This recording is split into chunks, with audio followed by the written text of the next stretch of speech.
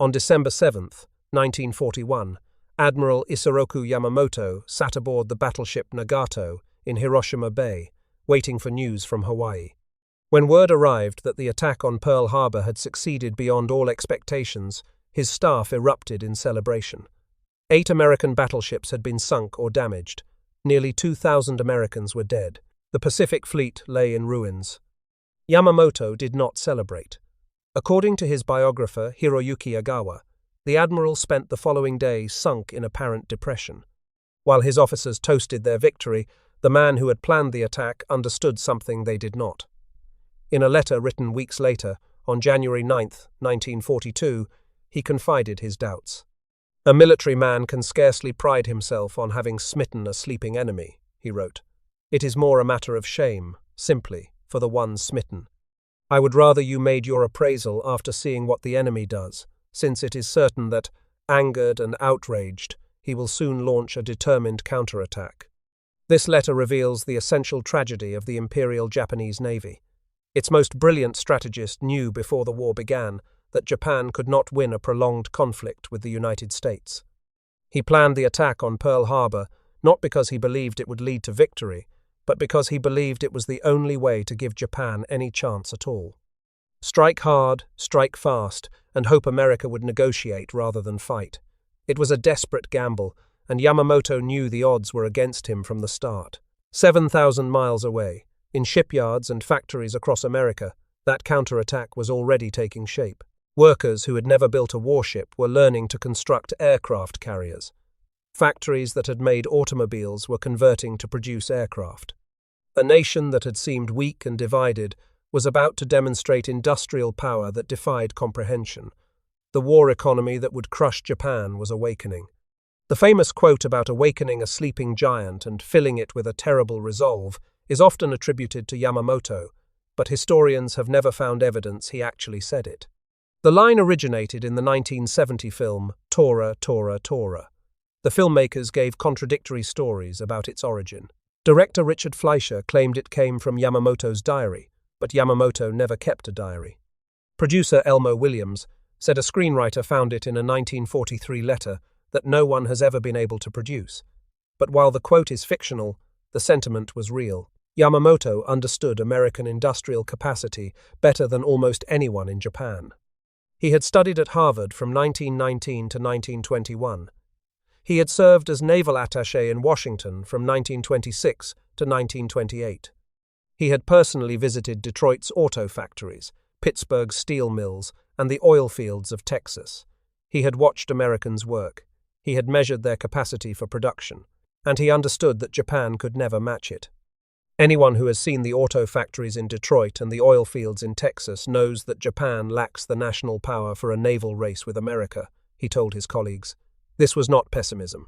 It was clear-eyed analysis from someone who had actually studied the enemy. But his warnings went unheeded.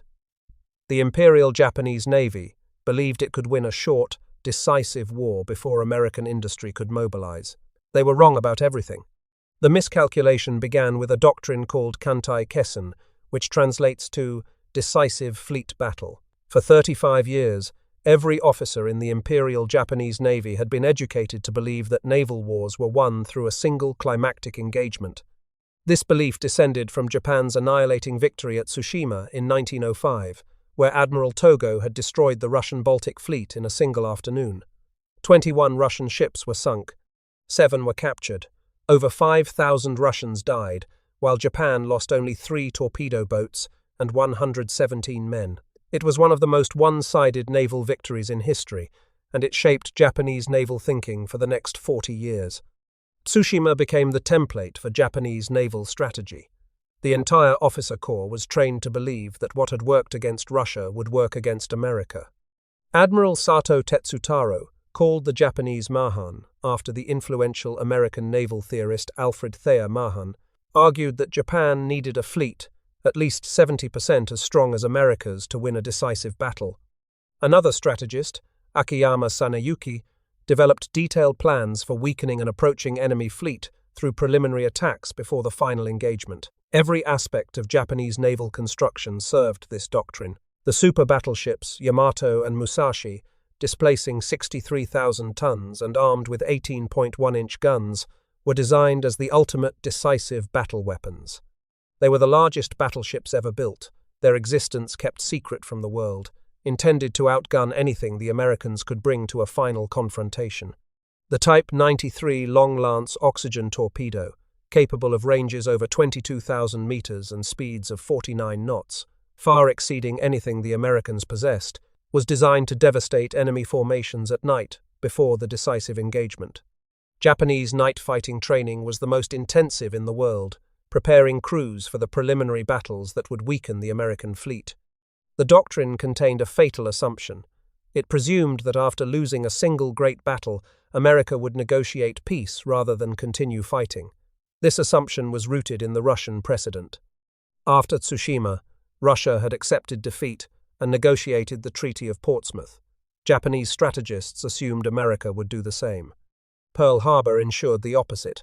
The attack unified American resolve in ways Japanese planners never anticipated. The Day of Infamy created a national fury that demanded unconditional surrender, not negotiation. There would be no compromise. America would fight until Japan was utterly defeated, and Pearl Harbor failed to destroy the targets that would actually matter in the war to come. The American aircraft carriers were not in port that Sunday morning. Enterprise was returning from delivering aircraft to Wake Island. Lexington was on a similar mission to Midway. Saratoga was in San Diego. The Japanese attack sank battleships, but battleships would prove largely irrelevant in the Pacific War. Aircraft carriers would decide the conflict, and America's carriers survived to fight again. The oil tank farms at Pearl Harbor, holding 4.5 million barrels of fuel, were not attacked.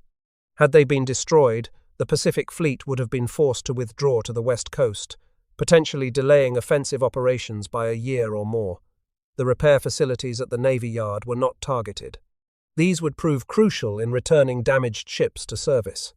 Yamamoto's operation achieved tactical brilliance while committing strategic catastrophe. The early months of war seemed to validate Japanese confidence. Pearl Harbor was followed by triumph after triumph. The British battleship Prince of Wales and battlecruiser Repulse were sunk by Japanese aircraft off Malaya on December 10, 1941, proving decisively that capital ships were vulnerable to air attack even when at sea and maneuvering at high speed. Prince of Wales was one of the most modern battleships in the world, commissioned that same year. Her destruction shocked naval establishments worldwide. Singapore, the great British fortress in the east, fell in February with the surrender of over 80,000 troops, the worst British military defeat in history. The Dutch East Indies were conquered, securing the oil that Japan desperately needed. The American garrison on Corregidor surrendered in May. The Indian Ocean raid in April demonstrated Japanese carrier aviation's complete dominance when Vice Admiral Chuichi Nagumo's carriers sank the British carrier Hermes, cruisers, Dorsetshire, and Cornwall, and numerous other vessels while suffering minimal losses. By spring of 1942, Japan controlled an empire stretching from Burma to the Gilbert Islands, from the Aleutians to New Guinea. This string of victories produced what Japanese veterans themselves would later call senshobyo, or victory disease. Every senior officer interrogated after the war confirmed that they believed their forces were unbeatable. Why would they not believe it? They had defeated every enemy. They had achieved every objective. Their carriers had sailed across the Pacific and Indian Oceans, striking at will with apparent impunity. Overconfidence bred carelessness. Intelligence warnings were dismissed as exaggeration or deception. Enemy capabilities were systematically underestimated. Complex plans were made with little margin for error because error seemed impossible for forces that had never experienced defeat. Yamamoto understood the danger, even as his subordinates succumbed to victory disease. In late September of 1940, more than a year before Pearl Harbor, he had delivered a warning to Prime Minister Fumimaro Konoe. "If I am told to fight regardless of the consequences, I shall run wild for the first 6 months or a year," he said. "But I have utterly no confidence for the second or third year." The war in the Pacific would prove his prophecy accurate with eerie precision. Almost exactly 6 months after Pearl Harbor, the Battle of Midway would shatter the myth of Japanese naval invincibility. The Midway operation was designed to extend Japan's defensive perimeter and lure the remnants of the American Pacific Fleet into a decisive engagement. Vice Admiral Chuichi Nagumo commanded the 1st Air Fleet, the same strike force that had devastated Pearl Harbor. 4 fleet carriers, Akagi, Kaga, Soryu, and Hiryu, carried the most experienced naval aviators in the world. These men had bombed Pearl Harbor. They had sunk Prince of Wales and Repulse. They had raided Ceylon and Darwin. They were the elite of Japanese naval aviation, confident in their superiority over any opponent. The plan was characteristically complex. The fleet would seize Midway Atoll, establishing an advanced airbase that would extend Japanese reconnaissance capability toward Hawaii. The Americans would be forced to respond. When they did, the Japanese surface fleet, including the super battleship Yamato, would destroy them in the decisive battle that doctrine promised. Yamamoto himself would command from Yamato, positioned several hundred miles behind the carrier force. What Nagumo did not know was that American codebreakers at Station Hypo in Pearl Harbor had deciphered Japanese naval communications. Commander Joseph Rochefort and his team of cryptanalysts had identified the target as Midway, despite initial skepticism from naval intelligence in Washington. Rochefort was certain. He staked his professional reputation on his analysis. Admiral Chester Nimitz trusted the intelligence. He knew the target, the timing, and the approximate composition of the Japanese force. 3 American carriers, Enterprise, Hornet, and Yorktown, lay in ambush northeast of Midway. Yorktown had been rushed through repairs after being damaged at the Battle of the Coral Sea just weeks earlier. Shipyard workers estimated the repairs would take 3 months. Nimitz gave them 3 days. 1,400 workers swarmed over the ship around the clock. They accomplished the impossible. The hunters had become the hunted. The morning of June 4th, 1942, began according to Japanese expectations.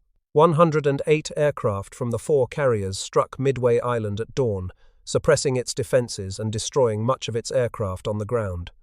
The raid commander, Lieutenant Joichi Tomonaga, reported that a second strike was needed to neutralize the island's remaining defenses before an invasion could proceed. But repeated attacks by American land-based aircraft from Midway disrupted Japanese flight deck operations throughout the morning. B-26 Marauders made torpedo runs, pressing their attacks through walls of anti-aircraft fire. B-17 Flying Fortresses dropped bombs from high altitude. Marine Corps dive bombers and fighters attacked in uncoordinated waves. None of these attacks scored hits on the carriers. American losses were severe, but the attacks forced Nagumo to keep fighters aloft for combat air patrol and prevented the methodical preparation of a second strike. Then came the critical moment. A scout plane from the cruiser Tone, launched 30 minutes late due to a catapult malfunction, reported American surface vessels to the northeast. After an agonizing delay for additional reconnaissance, the report was amended. The enemy force appears to include a carrier. Nagumo faced a dilemma that would haunt him for the rest of his short life. His aircraft had been armed with bombs for a second strike on Midway, following Tomonaga's recommendation. Now they needed to be rearmed with torpedoes for attacking ships. The hangars became a chaos of ordnance being swapped, fuel lines running, and crews working frantically. Standard doctrine called for returning ordnance to magazines before handling new weapons. There was no time. Bombs were stacked beside aircraft. Torpedoes were wheeled into position. Aviation fuel was pumped into tanks. The carriers became floating ammunition dumps, one spark away from catastrophe. At approximately 10:25 in the morning, American dive bombers found them. Lieutenant Commander Wade McCluskey, leading dive bombers from Enterprise, had followed a Japanese destroyer that was racing north at high speed to rejoin the fleet after pursuing an American submarine. His aircraft arrived over Kaga and Akagi at the worst possible moment. Lieutenant Commander Maxwell Leslie's bombers from Yorktown found Soryu. The Japanese Combat Air Patrol, drawn down to low altitude chasing torpedo bombers from Torpedo Squadron 8, could not climb back in time to intercept. The torpedo bombers had been slaughtered, all 15 aircraft shot down, and only one pilot surviving, but their sacrifice had pulled the fighters out of position. The attacks were devastatingly effective. 3 carriers were burning wrecks within 5 minutes. Lieutenant Richard Best's 500-pound bomb struck Akagi's amidship elevator and detonated among armed aircraft on the hangar deck. Kaga took at least 4 direct hits, one of which demolished her bridge and killed most of her senior officers.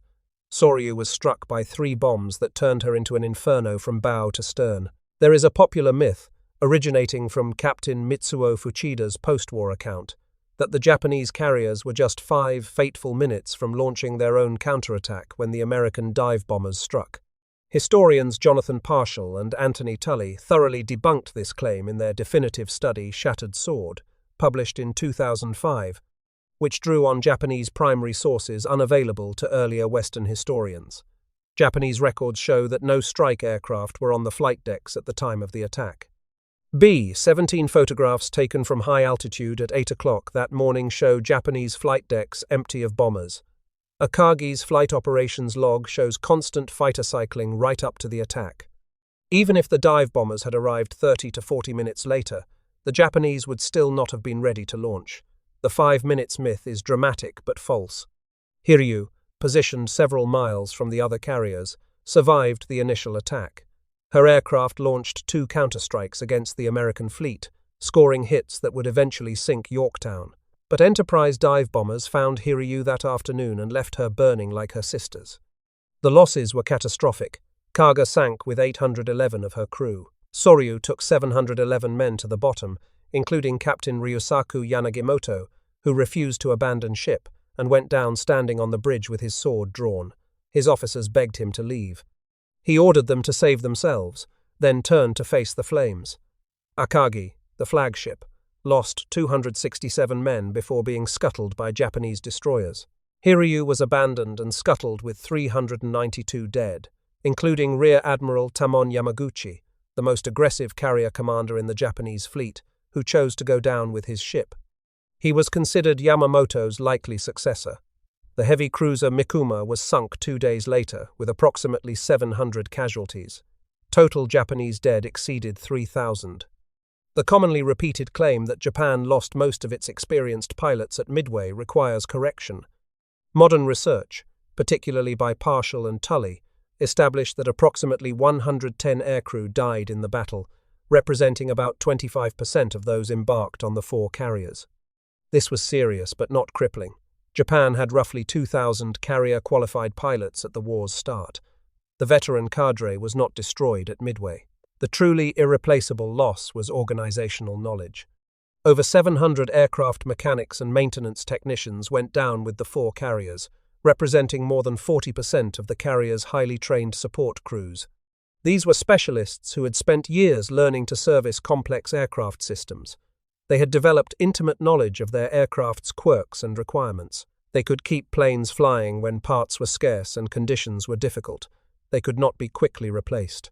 Pre-war Japan had a smaller pool of mechanically skilled workers than America, and the training pipeline was inadequate. Inadequate aircraft maintenance would plague Japanese naval aviation for the rest of the war, contributing to accident rates and aircraft availability problems that compounded combat losses. The Japanese government responded to Midway with a systematic cover-up. The Navy, in concert with Emperor Hirohito, declared the battle another smashing victory. Only 2 carriers, Kaga and Soryu, were ever acknowledged as lost to the public. Akagi and Hiryu were kept on official rosters, listed as unmanned and undergoing refit. Wounded sailors were classified as secret patients, using the term Himitsu Kanja.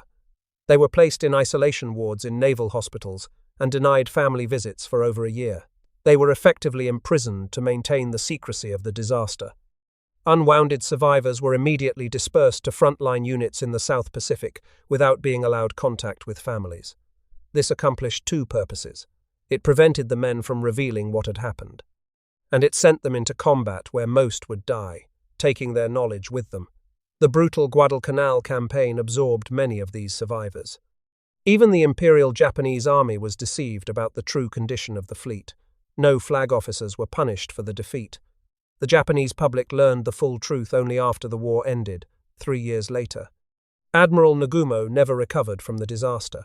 Witnesses reported that he stood near the ship's compass on Akagi's bridge, staring at the burning carriers, initially refusing to leave his flagship.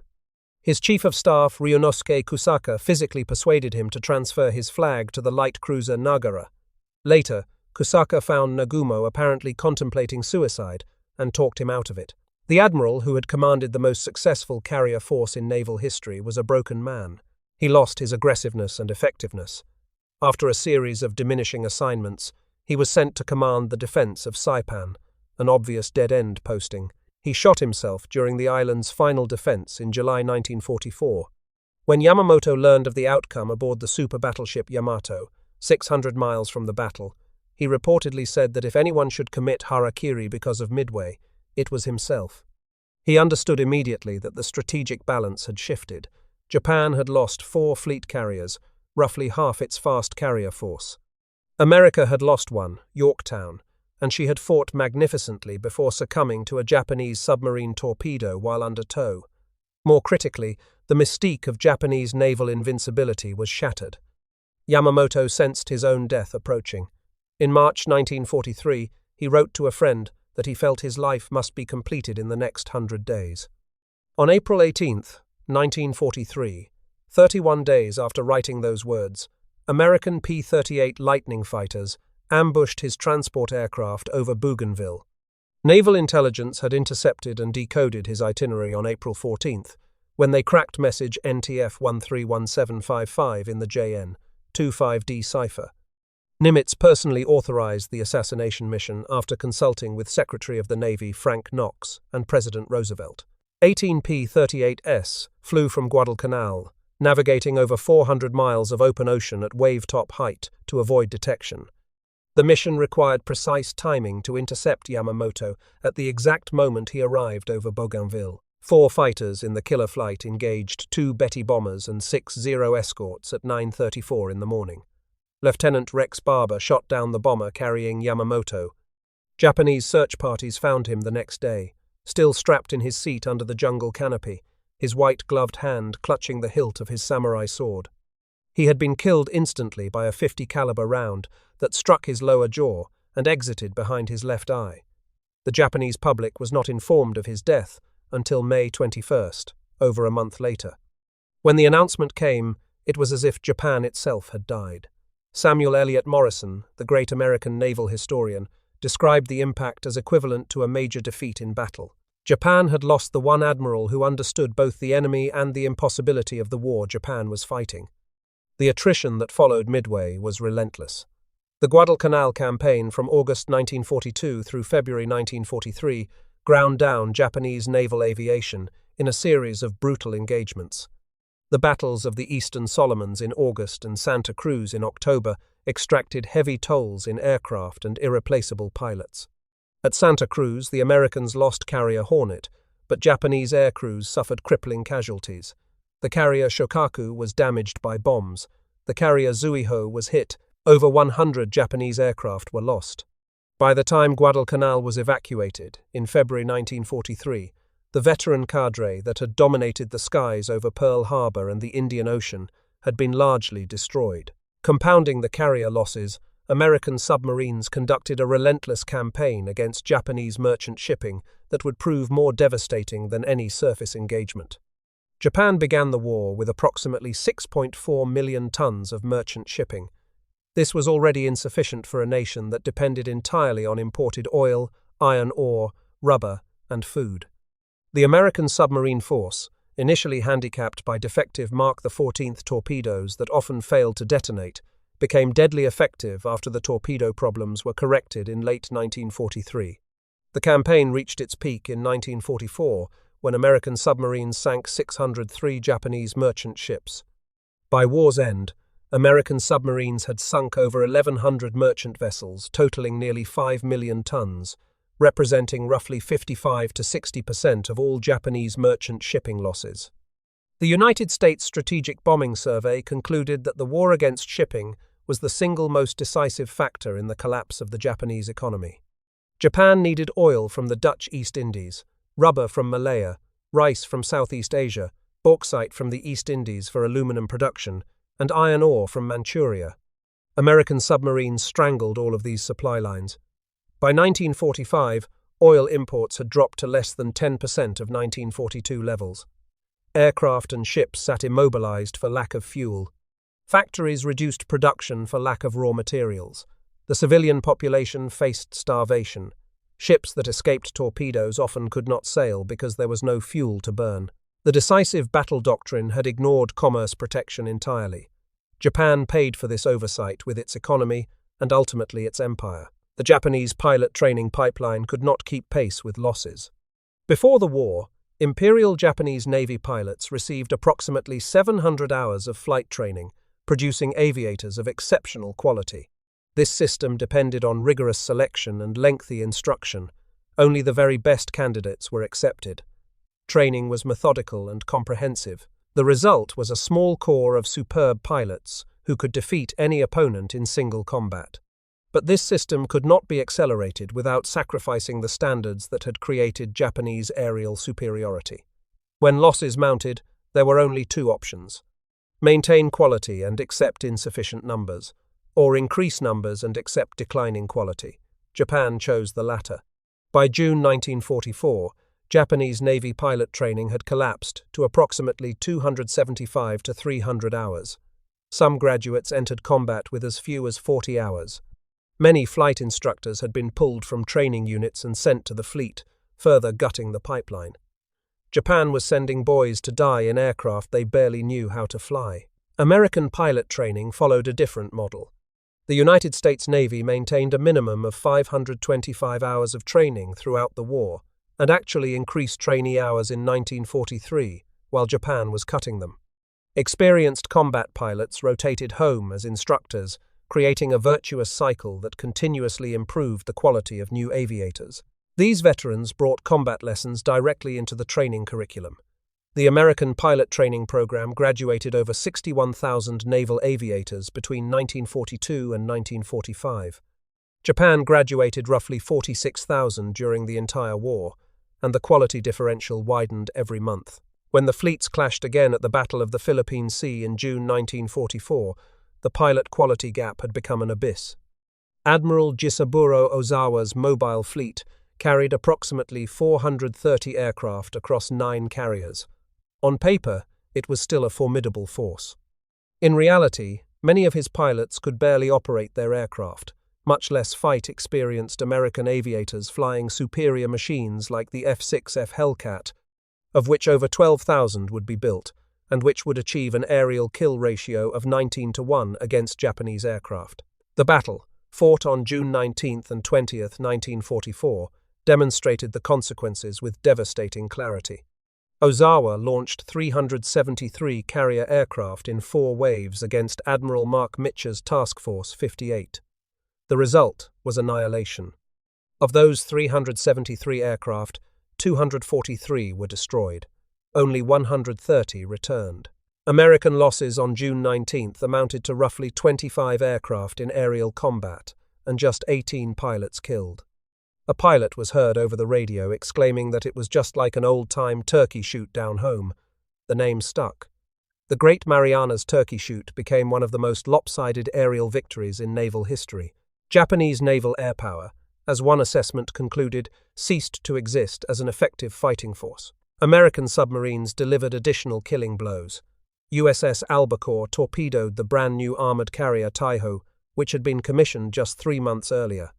A single torpedo ruptured aviation fuel tanks and jammed the forward elevator. Gasoline vapors permeated the enclosed hangars. An inexperienced damage control officer ordered all ventilation systems activated and all doors opened, intending to flush the fumes. This was catastrophically wrong. It spread the volatile fuel-air mixture throughout the ship. At 3:32 in the afternoon, a spark ignited the accumulated gases. The resulting explosion blew out both sides of the hangar deck. Taiho sank with 1,650 of her approximately 2,100 crew. The newest and most modern carrier in the Japanese fleet had survived in combat for just 6 hours. USS Kavala put 3 torpedoes into Shokaku, a Pearl Harbor veteran. She sank with 1,272 dead. The light carrier Hio was sunk during Mitcher's dusk counterattack on June 20th. Of the 9 carriers Ozawa had brought to battle, 3 were on the bottom, and most of his aircraft were gone. The Japanese flag log recorded that only 35 carrier aircraft remained operational, a 92% loss rate. The Battle of Leyte Gulf in October 1944 was explicitly recognized by its planners as a suicide mission. The Show 1 operation represented Japan's final attempt to use its remaining surface fleet offensively. Rear Admiral Tomiji Koyanagi, Chief of Staff to Vice Admiral Takeo Kurita, later described the operation as a completely desperate, reckless, and unprecedented plan which ignored the basic concepts of war. He was not exaggerating. The plan called for sending a surface force nearly 1,000 miles through waters dominated by American aircraft and submarines without air cover to attack enemy transports in Leyte Gulf. Kurita himself gathered his officers before sailing and spoke with unusual candor. "I know many of you are strongly opposed to this assignment," he told them. "But the war situation is far more critical than any of you can possibly know. Would it not be a shame to have the fleet remain intact while our nation perishes? I believe that Imperial General Headquarters is giving us a glorious opportunity. I am willing to accept even this ultimate assignment, to storm into Leyte Gulf. You must all remember that there are such things as miracles." No miracle came. The battle, fought from October 23rd through the 26th, became the largest naval engagement in history, with over 200,000 personnel and nearly 300 warships engaged. It was actually 4 separate actions: the Battle of the Philippine Sea, the Battle of Surigao Strait, the Battle off Cape Engano, and the Battle off Samar, fought across hundreds of miles of Philippine waters. The Japanese lost 4 aircraft carriers, 3 battleships, 6 heavy cruisers, 4 light cruisers, and 11 destroyers. Total Japanese casualties exceeded 10,000 killed.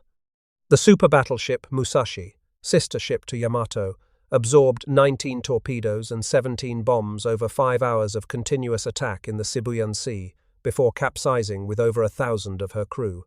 The ship that was supposed to deliver decisive victory could not even survive long enough to fire her main batteries at an enemy vessel. At Surigao Strait, American battleships, most of them Pearl Harbor survivors raised from the mud and rebuilt, crossed the T on a Japanese force and annihilated it in the last battleship versus battleship engagement in history.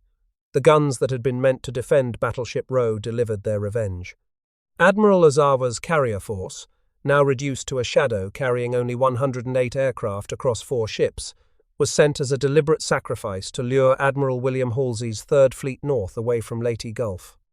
In his post-war interrogation by the United States Strategic Bombing Survey, Ozawa stated his mission with brutal clarity. "The chief concern was to lure your forces further north," he said. "We expected complete destruction." Asked what success would have justified losing all his carriers, he replied that if Kurita's fleet ever succeeded in attacking the landing forces, even though totally destroyed, he would have been satisfied. Ozawa's sacrifice succeeded in drawing Halsey north. The carriers Zuikaku, the last survivor of the Pearl Harbor attack force, Zuiho, Chitose, and Chiyoda, were all sunk off Cape Engano. But Kurita's fleet, having lost Musashi and suffered extensive damage, withdrew before reaching the American transports in Leyte Gulf. The battle off Samar saw Kurita's force, including Yamato, engage a tiny American escort carrier group in a confused action that produced extraordinary American heroism but ended with Kurita's withdrawal. The controversy over his decision persists to this day. Years after the war, when American naval officer Thomas Moorer asked Kurita what caused the Japanese Navy's downfall, the admiral was working in his garden, growing potatoes. He replied simply that they ran out of oil. It was perhaps the most honest epitaph for the Imperial Japanese Navy. They had gambled everything on a decisive battle doctrine that assumed the enemy would cooperate. The enemy refused. The adoption of kamikaze tactics in October 1944 was the institutional admission that conventional warfare had failed. Vice Admiral Takejiro Onishi took command of the 1st Air Fleet in the Philippines on October 2nd and found he had roughly 41 operational aircraft. On October 19th, he addressed the 201st Navy Flying Corps with a stark assessment. "In my opinion, there is only one way of assuring that our meager strength will be effective to a maximum degree," he said. "That is, to organize suicide attack units composed of 0 fighters armed with 250-kilogram bombs, with each plane to crash dive into an enemy carrier." The reasoning was mathematically brutal. Poorly trained pilots flying obsolete aircraft against American air superiority achieved only a 2% hit rate with conventional attacks.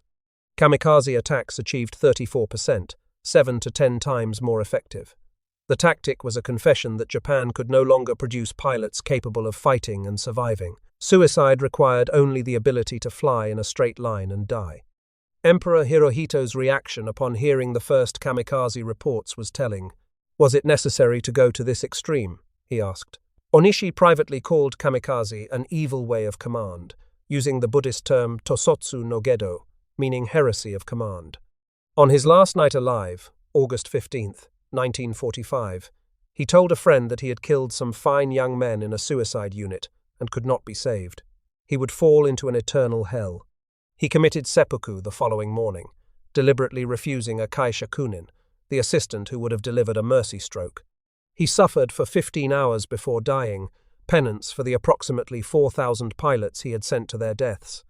His suicide note apologized to the souls of the dead pilots and their bereaved families. I wish to express my deep appreciation to the souls of the brave special attackers, he wrote. In death, I wish to atone for my part in the failure to achieve victory, and I apologize to the souls of those dead flyers and their bereaved families. Operation 10 Go, Yamato's one-way suicide sortie in April 1945, was the Imperial Japanese Navy's final act. The super battleship, the largest ever built, was dispatched to Okinawa with only enough fuel for a one-way voyage. The orders were to beach the ship and use her 18-inch guns as coastal artillery until destroyed. It was a fitting end for a navy that had built its strategy around decisive battle. There would be no decisive battle, just a floating gun platform, waiting to die. Vice Admiral Seiichi Ito initially refused the order, calling it futile. Captain Tameichi Hara of the cruiser Yahagi called it like throwing an egg against a rock, but the orders came from the highest levels.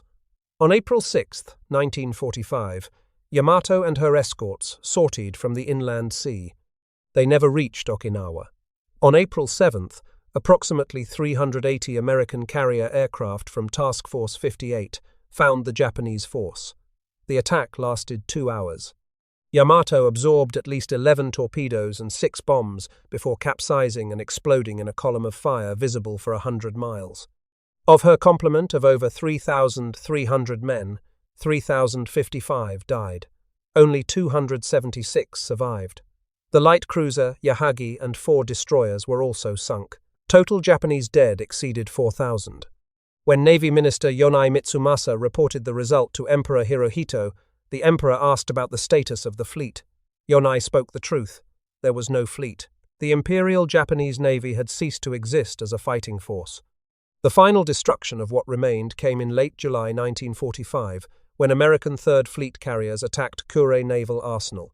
Over the course of July 24th through 28th, carrier aircraft destroyed the last operational major warships. Battleship Haruna, a veteran of Midway and Leyte Gulf, was sunk in shallow water. Battleship Hyuga was hit and capsized. Battleship Ise suffered the same fate. The aircraft carrier Amagi, one of only 2 carriers to survive the war afloat, was hit and sank at her moorings. She was the last Japanese carrier destroyed by enemy action. The heavy cruisers Tone and Aoba were sunk. The light cruiser Oyodo, serving as the combined fleet's final flagship, was destroyed. Only the battleship Nagato remained afloat at war's end, immobilized, without fuel, serving as a stationary coastal defense battery at Yokosuka. She would later be expended as a target vessel in the Bikini atomic bomb tests, a final indignity for what had once been Admiral Yamamoto's flagship. The industrial disparity that made this outcome inevitable was understood by some Japanese leaders before the first shot was fired. According to economic historian Paul Kennedy, the United States held 41.7% of global war-making potential in 1937. Japan held 3.5%, a ratio of nearly 12 to 1. Aircraft production told the starkest tale. In 1944 alone, the United States produced over 96,000 military aircraft. Japan produced 28,000 that year. Its peak output, American production in that single year, exceeded Japan's total output for the entire war, which amounted to approximately 76,000 aircraft. Naval construction was equally decisive. The United States built over 140 aircraft carriers of all types during the war, including 24 Essex-class fleet carriers, 9 Independence-class light carriers, and 50 Casablanca-class escort carriers. Kaiser Shipbuilding launched 1 escort carrier every 10 days at peak production. Japan built 17 carriers total during the entire war. None of the 24 Essex-class carriers was lost to enemy action.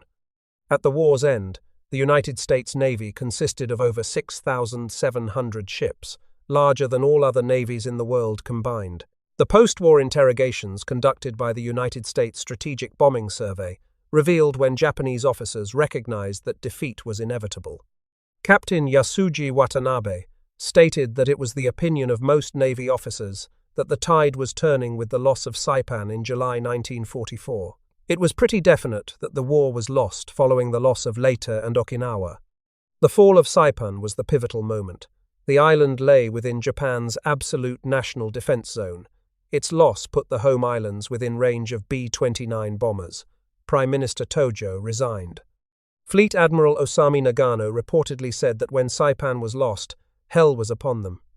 Vice Admiral Shigeyoshi Miwa stated flatly that Japan's war was lost with Saipan, not Midway, not Philippine Sea. Saipan. Yet the recognition of inevitable defeat did not lead to surrender. The war continued for another 13 months after Saipan fell, and another 10 months after the destruction at Leyte Gulf. Okinawa was defended with suicidal ferocity. Kamikaze attacks intensified. Plans were drawn for the defense of the home islands that anticipated millions of casualties on both sides. Vice Admiral Matome Ugaki, who had served as Yamamoto's chief of staff and kept the only wartime diary by a senior Japanese naval officer, recorded his increasing despair. The diary was later published in English as Fading Victory. His December 31st, 1944, entry read that his thoughts ran wild, seeking ways to save the empire. Average people had now realized the gravity of the situation, but only too late. Ugaki flew the war's final kamikaze mission on August 15, 1945, hours after the emperor's surrender broadcast.